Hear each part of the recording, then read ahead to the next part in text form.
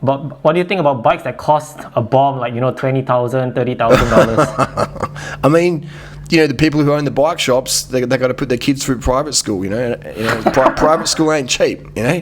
But I remember seeing the video that GC Performance did. I think he was trying to argue with you that when he did his squeeze test. Oh, I've got a question here. This is for GC Performance. GC, I've got a genuine. GC knows his friend's genuine.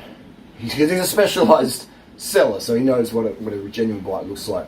Hi, I'm GC Performance, and I'm sure you guys have seen a video going around by the name of the guy, DurianRider, Squeeze. Because I even have customers that have like tarmac SL7s like at their houses, and they'll ask me, they'll be like, "What do you think of this video of him doing that? You think it's fake? You think?" I don't think any of his frames are fake, as he proclaims. Yeah, I think that was, I can't remember fully, but I think I remember he gave it a pretty light squeeze, I think it was a pretty gentle squeeze, But hey, he sells them. It makes sense for him to back up his product. He sells them.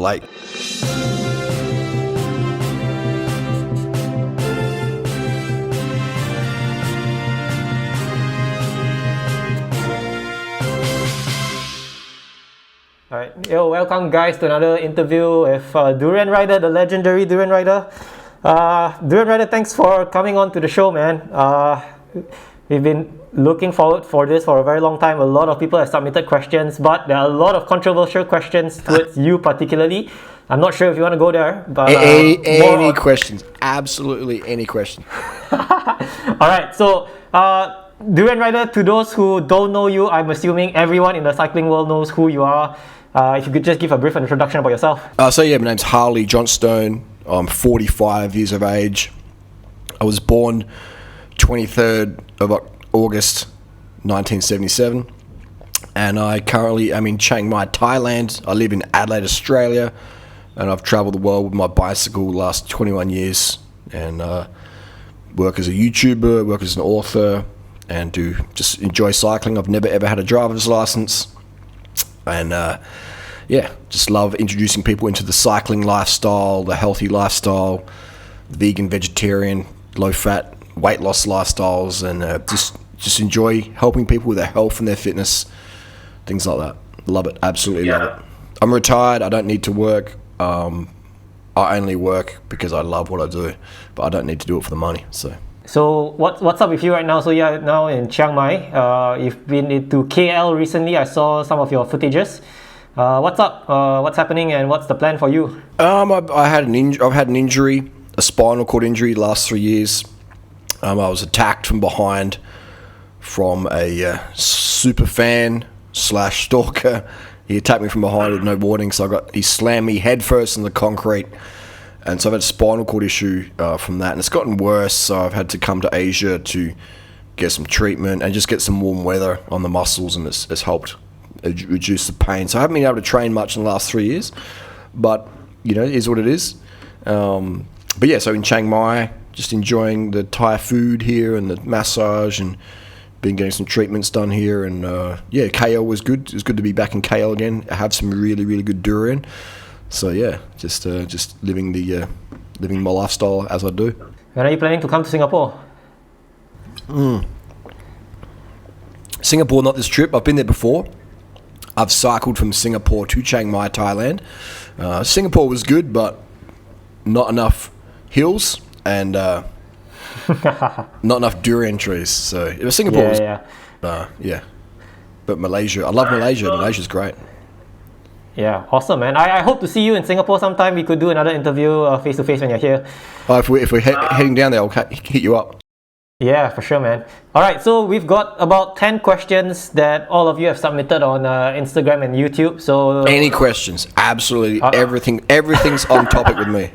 Alright, so we'll start with the first one. Why the moniker, do you even eat durian? I didn't create that name. That was created with some Thai riders that call me DurianRider, and I just sort of went with that because I eat durian and ride a bike.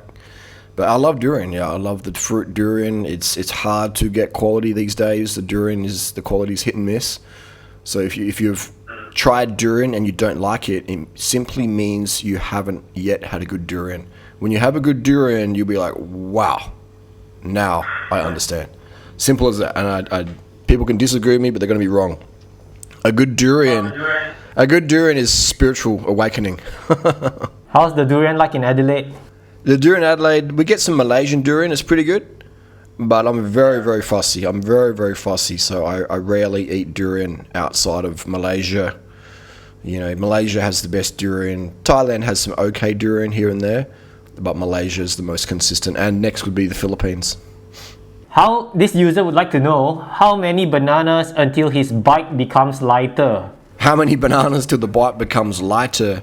The bike always becomes heavier every banana because you got the banana weight on there, so the bicycle can't make the bike lighter. If you want to make it lighter, get rid of the disc brakes and put on the rim brakes.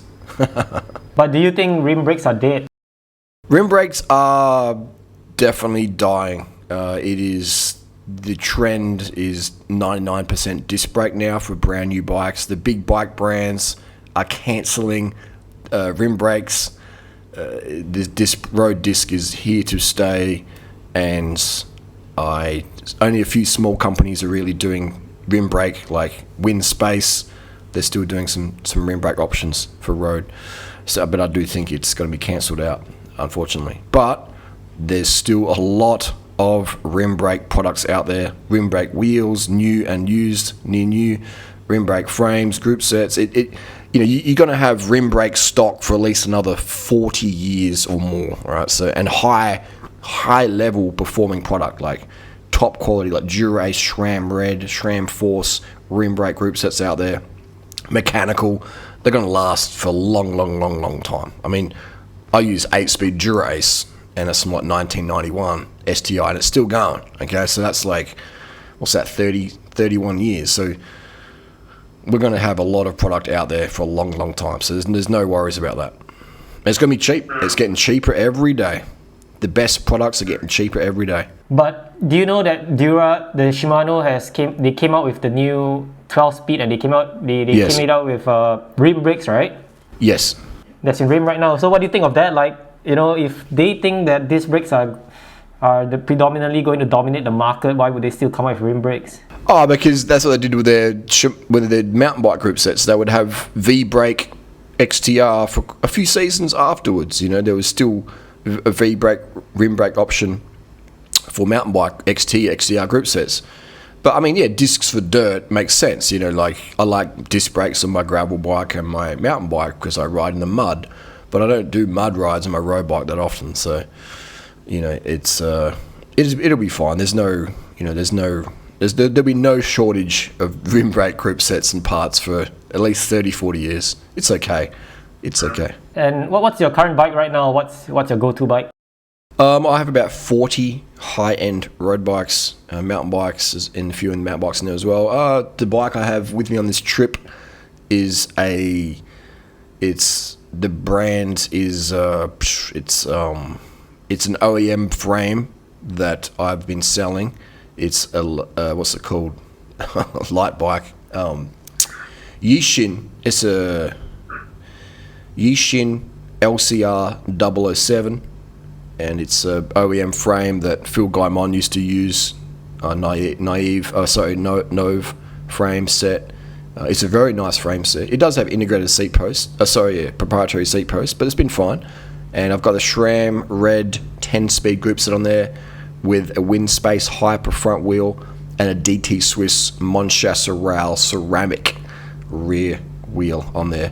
So it's about 6.7 kilos with XTR pedals, and it's a really nice bike. I like to ride that one.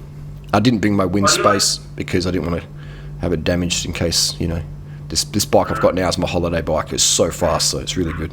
But what do you think about bikes that cost a bomb, like, $20,000, $30,000? I mean, the people who own the bike shops, they got to put their kids through private school, private school ain't cheap, and that's okay. Like, it's, dentists and barristers, they'll ride whatever is trending, that's fine. Like, bicycle is like art, and many people don't want to ride a bike that's 10 years old, that's faster than today's bikes, and is super light, but it's 10 years old and it's not the latest fashion.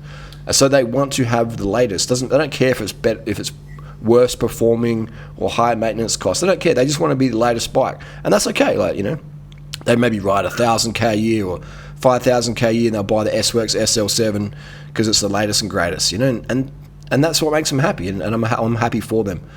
Yeah. But if people ask me what's the best performing bike for road bike, I'm going to say, yeah, rim brake. You know, the old tarmacs, not the new ones, the old ones.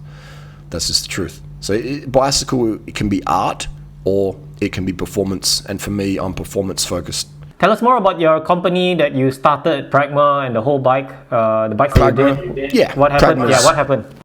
Pragma's, I've still got Pragma going, but with COVID and the delays in shipping, I didn't want to have any customer say, "Hey, where's my frame?" You know, you said a week ago now. It's been a month. Like, what's going on? I want to have reliable shipping, and it's starting to almost get there. And then when it's there 100%, then I will restart the brand.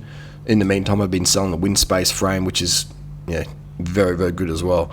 You know, they're all pretty much the same at that level, top tier level. So yeah, that's my little thing. I just wanted to have a custom painted design for people. I was inspired by Trek's Project One, and I found a few suppliers actually, in China who supply for some very, very big brands. I can't mention who, but you know, Tour de France level.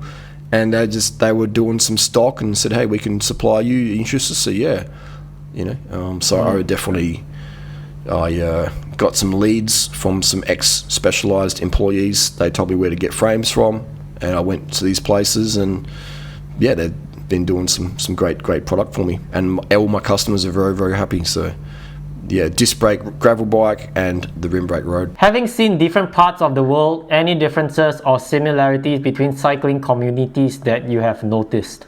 Yes, so I've seen many different parts of the world as a cyclist. The differences or similarities, it's all the same. Hey, like I should say with road cycling, you have your doctors and your lawyers and your barristers. You know, they ride bikes, the expensive bikes, and it's like golf for them. It's social and it's fun, and that's great. And then you have your guys who are in high school or university, and they're super, super lean, and they're the guys who are watching my videos. They got power meters, and they eat high carb, and they're so lean and fast, and they know what's going on. You know, they're educated, and they're riding the rim brake stuff, or you know, just the lightweight, you know, super bikes that didn't cost much at all, but performing incredible. And then you have the people who are like on a brand new cyclists who don't know much, and you know, and they're learning. And so you have that in every community, and it's fantastic to watch that. You know, it's just like a cultural mix of different types of beliefs and demographics. You got people who earn, you know, $10 a day riding with people who are earning $1,000 a day. Like, you know, if you're in Thailand or in Australia, you have people who have no job, they live on welfare, and they'll be riding with the barristers. So it's really cool how you have the demographics mixing together with the common interest of just riding a bike. So it's cool. You know, you mentioned about beginner cyclists. What is your tip for them who wants to come into cycling?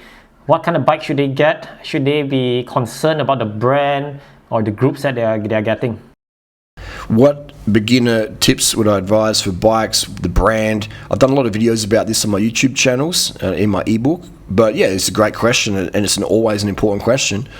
Let's answer it again. It is, I would say, if you want to get into fitness, lose weight, be faster, get a road bike, get a rim brake road bike, get like a Trek and Monda, a Specialized tarmac, always rim brake. If you want the lightest, the best performing, easiest to maintain, cheapest deal, rim brake, best feeling, they feel incredible, better than disc feels too sluggish for road. And so yeah, I'd recommend a Trek and Monda rim brake, Specialized tarmac, or a Specialized Roubaix rim brake. Depends on your flexibility. If you have, maybe you've got a fused neck, you've got fused C6, C5, C7 vertebrae, and you can't ride a slammed low setup like, you know, me or freaking Adam Hansen or someone. You want like a Specialized Roubaix with a more stack height, or a Cervelo RS or a Cervelo R5 with like or R3 with a flip stem. Like, these bikes are incredible to ride, and you can get them for about $1,000 USD all over the world, from a barrister, from a lawyer. You know, they're almost near new mint condition. They sit in the garage or the lounge room, and they get dusty, and they end up on Facebook Marketplace eventually, and you snap them up, and they're incredible bikes. but you always want to drop the fork out and check for any cracks or the ring of death. And if it's your brand new first bike, I'd recommend just get alloy, because you're going to have crashes and carbon brakes so easy. So just stick with alloy frame with an alloy steerer, all right, like a Cannondale CAD 4, CAD 5, 6, 7, 8, 9, 10, CAD 12, Cannondale, a specialized Elay, or a Trek Amonda ALR. That's a fantastic bike. The Trek Amonda ALR, what a great bike. Rim brake. Start with there you go. Just get one of those. Trek Amonda ALR rim brake. You know, you can't go wrong. $1,000 USD, 105, 5800 or R7000 series 105. You're good to go. You know, the wheels on there are pretty good. They've got good sealed bearings. You put some Continental GP5000 tires on there in a 23 or 25 mil. You're good to go. You know, for pennies compared to the latest Trek Amonda SLR. You know, which is, in my opinion, a bucket of junk. Can we see more bikes and less Natasha, please? Why the clickbait thumbnails? Sex sells. Can we see more bikes and less Natasha? I've got a cycling channel, DurianRider Cycling Tips, which is, you know, cycling facts. That is, we just don't have much girl stuff on there. We have mostly just bikes. But hey, that's why I lose subscribers or gain subscribers, because people maybe subscribe to see me, or they don't want to see Natasha. Or they subscribe to see Natasha and not me. Or they subscribe to see cycling but not running, and vice versa. So my subscribers come and go, but my views just keep gaining up over the time. But yeah, some people, I can't please everyone. I get that. That's why I do so much content for everyone. I try and cover all the topics, you know, all the topics. Are you still adamant that Phil Gaimon is an epic fiend? Yeah, Cookie Man, Phil Gaimon, he's a good friend of mine from Los Angeles there. And I admire Phil for his efforts on the bike, and I think he's great for cycling awareness and great for, you know, getting people out on bikes and hyping up the Strava. And I want to see Phil safe. I want to see him keep going. I want to see him have longevity. But there's no doubt in my mind, in my opinion, I do not believe that Phil Gaimon is not using some sort of oxygen vector enhancement products. You know, I'm not saying I wouldn't put my life on it. I would put my life on it, but I don't have any proof he is. Like, I don't have any proof that Santa Claus doesn't exist, all right? I don't believe Santa Claus is real. I don't believe Phil's watts per kilo at certain times of the year is natural, all right? And I have a lot of experience with PEDs. I have friends who use EPO. I've used performance-enhancing drugs myself. Not EPO, but the anabolics. And, you know, I measure my blood values. And I've been using a power meter since 2009. And I train with guys who use stuff. And I've raced with, you know, like I don't believe Phil when he says he's clean. I don't believe his tattoo matches his watts per kilo at certain times of the year. And a lot of people out there might believe it. Some people believe Santa Claus exists. I'm a skeptic, you know. That's what I've got to say on that one. And I don't care if he uses EPO, you know, like, but just get rid of the tattoo, Phil. All right, just get rid of the tattoo, okay? Like, okay, yeah, you were clean as a pro. I get that, and that's why I didn't get a contract again and again. I get that. But when you come along and beat Tom Danielson's times, and you beat guys on EPO's times who are more genetically gifted than you, but you come along and beat them and you claim natural, I just don't believe it. When you beat Tyler Hamilton's time up Mount Washington, when Tyler Hamilton is a Tour de France contender, blasting EPO all year long, you know, and lighter than you on a lighter bike, and you beat his time up Mount Washington, I don't believe Phil is natural. There's just some things you can't do as a natural cyclist, and one of them is to beat Tyler Hamilton, is to beat Tom Danielson, all right, up a hill, you know. Well, what do you think about in my opinion?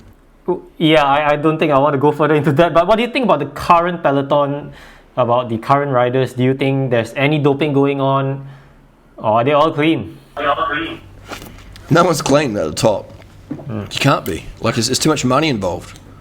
Like, if there's just too much. Like, this is people's jobs. Like, if Phil doesn't smash fast times, he loses money. Right? He Phil's marketing prowess, his marketing skill is his fitness, his performance. The better he performs, the more money he gets paid, because he gets more views on YouTube and sponsors want to get on that. All right? Simple as that. If Phil's getting 10th on the leaderboard of Strava, who cares about that? No one really cares too much. If he's winning or beating doped up times, you know, people are like, this is cool. So same, if you win the Tour de France, it's not possible, in my opinion, to do it as a natural rider. All right? And again, I don't believe Santa Claus exists. I don't believe it's possible to win Wimbledon as a natural tennis player. I don't believe it's possible to set the world record marathon as a natural runner. I don't believe it. Okay? History's proven us certain things. There's just a limit you can do natural, okay? And if your hemoglobin's a certain level, you can't do that naturally. Altitude, no. You need to have... It's just, the body's not designed for these levels of performances, okay? It can only do it with pharmaceutical assistance, in my opinion. How much effort do you put into the SL7 down tube squeeze test? So when I saw that video when you did that squeeze test, I think it kind of blown up into the YouTube space. When I started interviewing people who had the SL7, I started asking them to press on the SL7 and I showed them your video. And what do you have to say about that? Like, do you have to put a lot of effort? Are you convinced that the SL7 down tube is just really soft? Well, I have a very, very strong hand. Like, my testosterone levels are very, very, very high. They're 4 times higher than the average guy, exogenously, reasons why.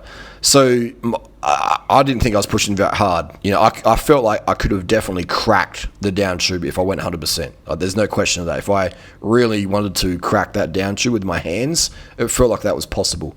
Also, I sold the bike, so I didn't want to do any damage to it. All right, like I sold that brand new frame for 5,000 Australian dollars. You know, sold it to a super rich guy with an AMG Mercedes, and he was really happy with the price. He saved $3,500 Aussie off the frame. It's brand new. So again, I gave it like a pretty light squeeze. You know, I didn't want to damage the frame. I didn't want to crack it. That'd be dumb, you know, for me. But yeah, they're very, very fragile. But I've seen them crack in crashes, and they just shear in half. So. And hey, that makes sense. That's good for Specialized, because when you crash the bike, you no longer can claim warranty because it's done. And you get insurance, and then Specialized gets to sell another bike. So it's very smart to make the bikes so thin that they just crack so easy. And now I've got a friend who will remain nameless. He is a professional bike mechanic, and he was...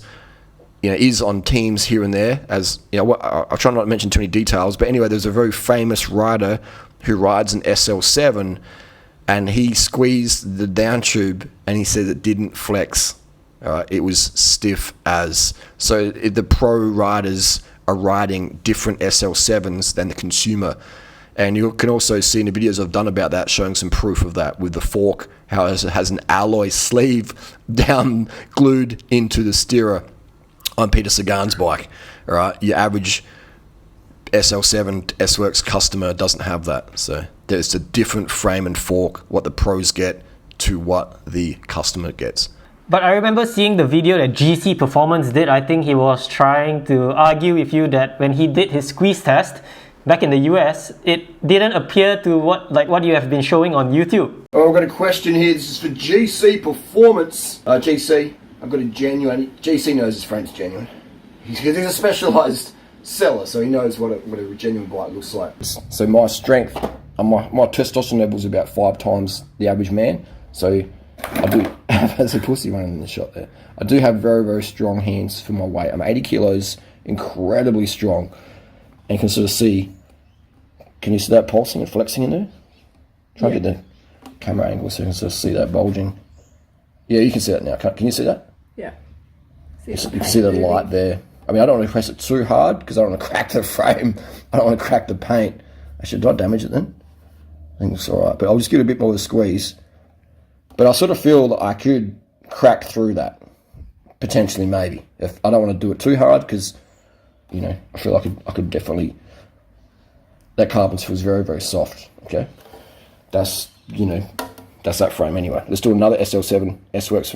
Hi, I'm GC Performance, and I'm sure you guys have seen a video going around by the name of the guy DurianRider, because I even have customers that have like tarmac SL7s like at their houses, and they'll ask me, they'll be like, what do you think of this video of him doing that? You think it's fake? You think I don't think any of his frames are fake, as he proclaims. And showing you guys that I've been in the bike industry for a long time, and I squeeze Treks, I squeeze Specialized, I squeeze one-space wheels, I squeeze zip wheels. I gotta show you guys to show things. But I just need people who watch YouTube to understand this. They literally have an SL7 at home, and they still ask me, like, what do you think of this? You just we put out information and content just for you guys to see. But you guys need to also form your own opinion of the matter. I mean, if you're riding this SL7 for a long time, you're enjoying it. Don't let someone else come out and put something out there and show you that he's squeezing the bike frame like that, and then you all of a sudden just hate the bike. Like make your own opinion on that. The SL7 is a great bike, but and also, he is an avid Durian rider, is an avid Specialized rider. But I will say this: he doesn't like disc brakes, and he doesn't like integration, and that's exactly what the SL7's brought to him, and it's kind of forced him into that role. So I think his opinion's kind of biased on the bike as is, and also the C38s he's riding are very wide, so it's going to feel a lot softer than his SL6 he's used to riding. That's just my opinion. No harm, no foul against the bike. I hope you guys enjoy the video. Now, for squeeze test, I have very large hands. I'm 6'1", 200 pounds solid muscle shredded, okay? Super strong. So don't be like scared when I squeeze these things. You see them flexing. I wish I had more stuff to squeeze. Oh, I also squeeze a Bianchi. So hopefully you guys enjoyed. It should be there under the YouTube thing. And hopefully you guys enjoy. Squeeze. Yeah, I think that was, I can't remember fully, but I think I remember he gave it a pretty light squeeze, I think it was a pretty gentle squeeze, But hey, he sells them. It makes sense for him to back up his product. He sells them. If you're selling the bike, selling multiple units of them, you can't expect him to be totally honest with the review. I sold my bike to people and I said, hey, look, it's not as good as the rim brake one. All right, I had two of them. I shipped one to Hong Kong, and I said, look, it's not as good as the rim brake bikes. Okay, and they're like, I don't care. I just want SL7, and your price is the best. Sell it to me. I said, okay, just letting you know, it's not a performance bike. I think they're buckets of shit. But honestly, when I sold them, it was hard for me to sell them. It was very, very hard for me to sell them. Even though they were out of stock in Australia, people didn't want to touch them because I was just being so honest. And people were like, is this guy trolling? What's going on? Who's honest when they sell a bike? And I am. But people didn't know what to do with that. They thought I must be trolling. What's the one bike that you would buy now if money is not an issue? Today, let's say I lost my bike today. Let's say I just got damaged, car crashed into it, written off. I had to buy a new bike today. I would look for a second-hand bike, a near new second-hand bike. I would get a Trekker SL or SLR rim brake. Obviously, I'd get Windspace to send me some Windspace Hyper 33 rim brake wheels. And I would find a SRAM Red or Dura Ace group set mechanical to slap on there. And that's what I'd do. It would cost me, not much at all. So yeah, that's what I'd do. And if let's say I had to go into a shop and buy one, I couldn't get one second hand. I would still get the Windspace Hyper 33s and a DR2 Dura Ace group set and frame. What frame would I be getting? I'd probably get a Windspace SLC rim brake bike sent out. Because the big brands, who does rim brake anymore? Is there a reason why you chose Shimano over SRAM? I like my favorite group set for racing and stuff would be DR2 Dura Ace. It just shifts so fast. 10 speed, 11 speed, or 12 speed. Actually, no, forget 12 speed. The chains snap too easy. A 10 speed DR2 Dura Ace or 11 speed DR2 Dura Ace. Yeah, that's the fastest shifting. Second fastest shifting is SRAM Red or SRAM Force Mechanical. E-Tap is not so much. I'm not so much of a fan of E-Tap. It's cool, it's good, but it's not not as fast as DR2. Do you think the reason it's not fast is because of the wireless, where the batteries are placed? Yeah, I don't know. SRAM gave me an E-Tap group set a few years ago, and I'm very grateful for it. I still use it. I'm not going to get rid of it. But if the question is, what's the one bike you'd buy now if money's not an issue, then it's got to be DR2 Dura Ace 11 speed or 10 speed. because I own both those group sets and they are very, very fast shifting. What would be the best budget build that doesn't compromise on performance? And your thoughts about Elves versus Trifox? I haven't ridden the Elves bikes. I don't know them very well. I know of them, but the Trifox, I would say a Trifox X16 is like an SL7 tarmac copy. It's great, man. It's a killer bike. Like, I'm impressed with it. The Trifox X16. The only problem is the seat post can slip, so you need to put in some cricket bat tape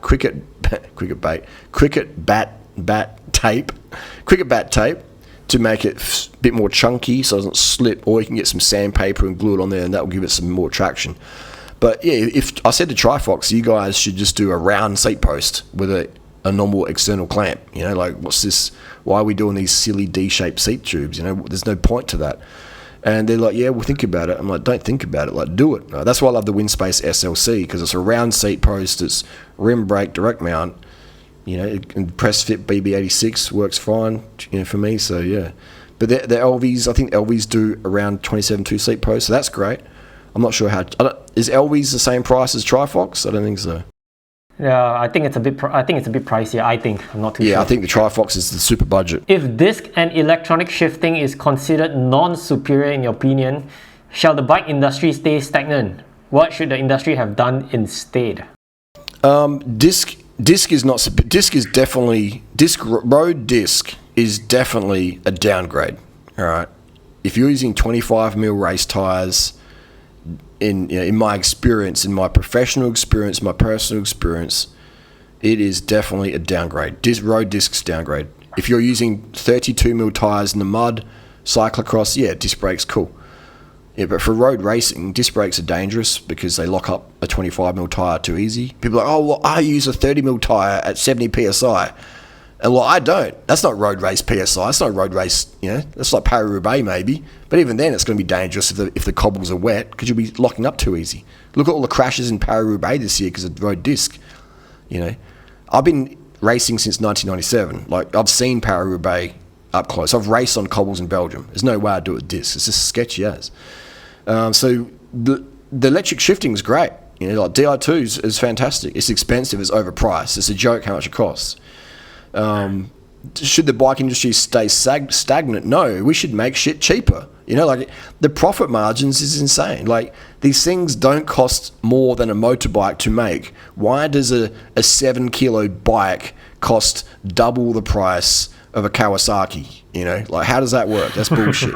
You know what I mean? Like, look, yeah. like I'll go into a bike shop and I pick up a Pinarello Dogma disc brake bike, or whatever it is called these days. You know, like, let's pick on Specialized again. S-Works SL7 tarmac in Australia is like $20,000, or the S-Works Epic mountain bike, about $20,000 Aussie. I go to my Honda dealer or Kawasaki or Suzuki dealer, I can get a brand new motorbike, and I can pick up those S-Works bikes, put them above my head. They're super light. I can't pick up a motorbike and put it above my head. Who can even do that? How does the materials cost less for the it doesn't. It's a joke. The cycling industry is bullshit like that. I don't like that part of it. And of course, yeah, we're all in business. We're all going to make money. But how greedy are we trying to get? Are we trying to, you know, what's going on, man? Are we trying to get more people on bikes, or are we trying to get more money in our bank account? Or what's going on? You know, like, there's got to be a balance point there. So I think the prices we're charging is bullshit. Cycling's a very important sport to have. Like, we can ride our bikes to work. The more people who ride bikes, the community's safer. It's better. Okay. We need to make cycling cheaper versus more expensive and elitist and exclusive. Yes, it's great that we have high-end stuff for the barristers and the politicians and the celebrities, and that gives cycling clout. Okay, don't change that. But let's make the entry-level product actually fucking good. Like, why is Trek putting shitty brakes on their rim brake bikes still? Trek, ditch all your shitty rim brakes and put on the Shimano rim brakes, all right? I remember a girl riding a few years ago. She was riding a brand new Trek rim brake bike, coming down the hill. First time ever, her brakes failed because her pads were so new. They glazed over. They were just these shitty, non-branded rim caliper brakes. And she flew past me and said, my brakes have failed. So I flew after her, grabbed her by the jersey and applied my rim brakes, pulled her up, no worries. And she's like, you saved my life. I was like, yeah, cool. And then a few weeks later, she's trashing me online. Literally. But, anyway, but I was just thinking, why the fuck? And I said, look, come to my house tonight and I'll sell you some 105 rim brakes. And we put some rim brakes on her bike, some Shimano 105, and she's like, this has worked so much better. I was just thinking, why is Trek putting these shitty brakes on their bikes?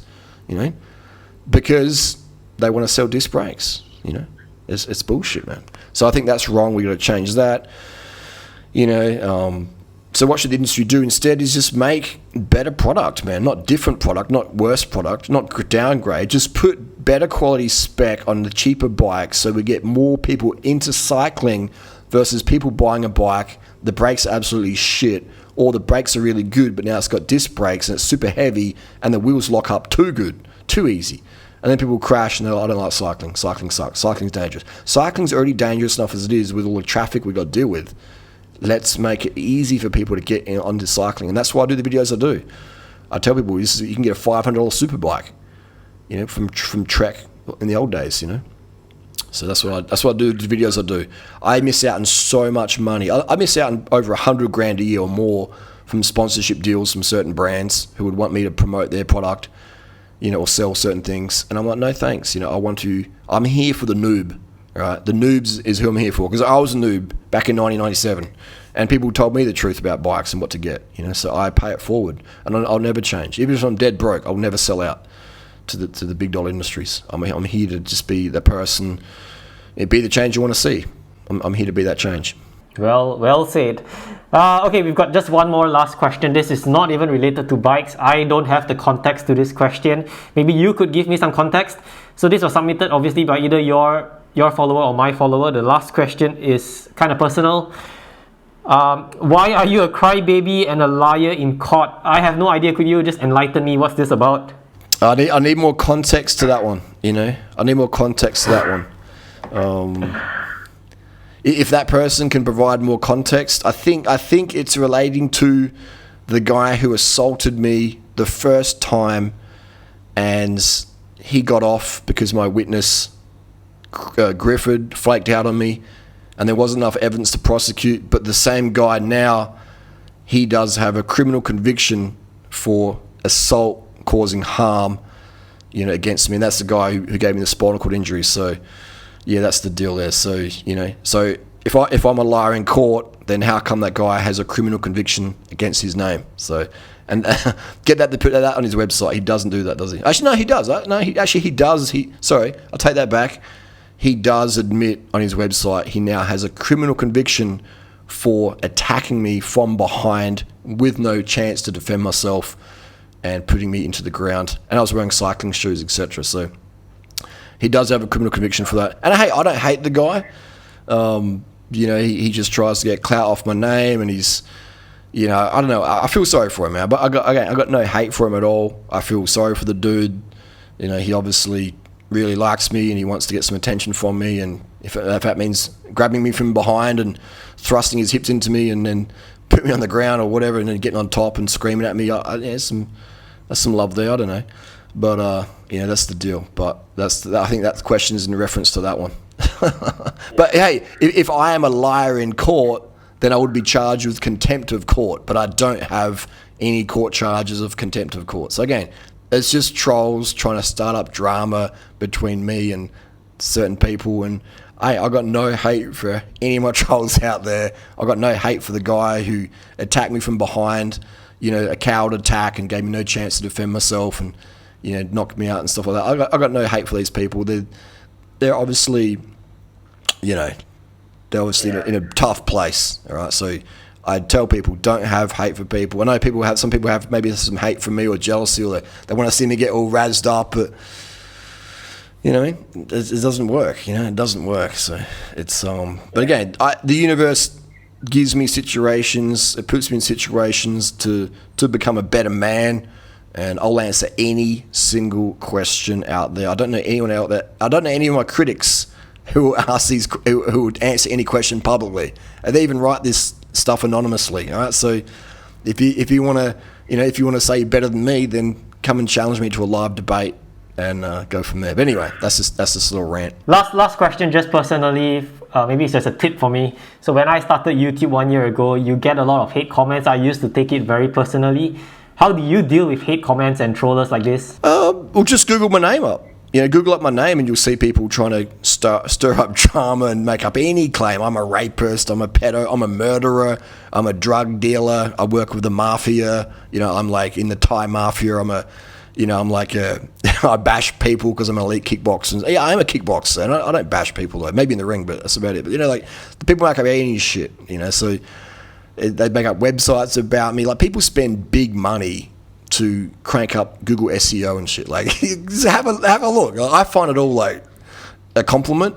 People actually like think about me that highly that they want to get my attention by creating drama and some sexual tension or whatever. I don't know. If you don't have haters, you don't have an audience. All right. If you're simple as that. Like if people aren't making content about you, then you haven't reached your potential online yet. You just haven't. So the day I wake up and there's nobody hating on me, then I feel like a loser. Honestly, I would honestly feel like a loser. Like no one cares anymore about me to hate on me or to give me audience. Like it's just how it is. Like if you're getting an audience, people loving you, you're going to get people who are jealous. Or you get people who want to get some attention from you, and the only way they know how to get attention from you is to create drama.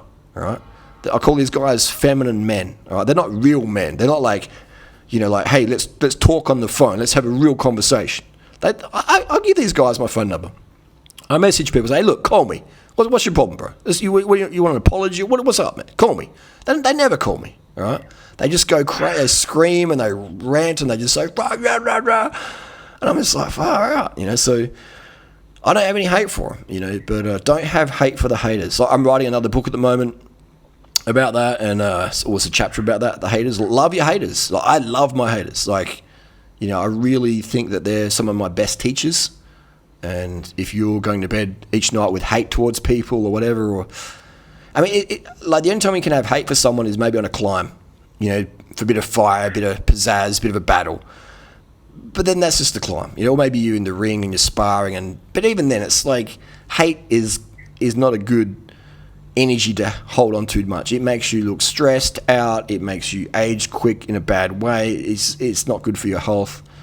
If it's okay to feel it, but don't let it sit too long in you. All right. It's not about denying hate and anger, but it's about feeling it and go, is this really worthwhile? All right.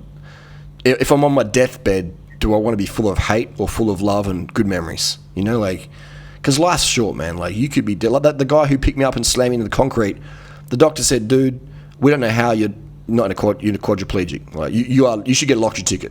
Like I have some severe spinal damage from that guy picking me up and slamming me into the concrete head first. The guy who has a criminal conviction. The guy who has websites about me and articles about me. You Google my name up and you'll come across his stuff. Like, and he writes with passion. It would take him probably 20 hours to do a blog post about me. Well, that's some serious passion, So, so if you don't have people doing that, then you're not really influencing many people. All right. So that's how I judge my influence. Is when the haters are gone, I'm gone. I'm gone. All right? If the haters aren't there, it means I'm gone. I'm irrelevant. And I would hate to be irrelevant because my goal is to help people. And if I don't have haters, I'm irrelevant. Simple as that. And my bottom line goal, why I do this, it's not for the money. I'm good for money the rest of my life. I never have to work ever again. I only sell my product because people value what's paid for.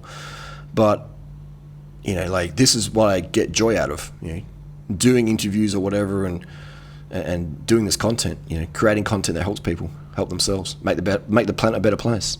DurianRider, thank you so much. I think we are just right at the time, and I really appreciate you spending the time with me and answering these questions.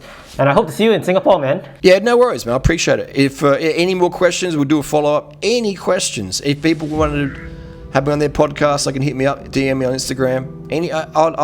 I'm the person out there who will answer any questions because I love being transparent with things, especially on topics of what's on my YouTube video. I don't want to talk too much about other people as much, but if people have questions about me, and what I talk about online, then yeah, for sure, we'll go any question on that for sure.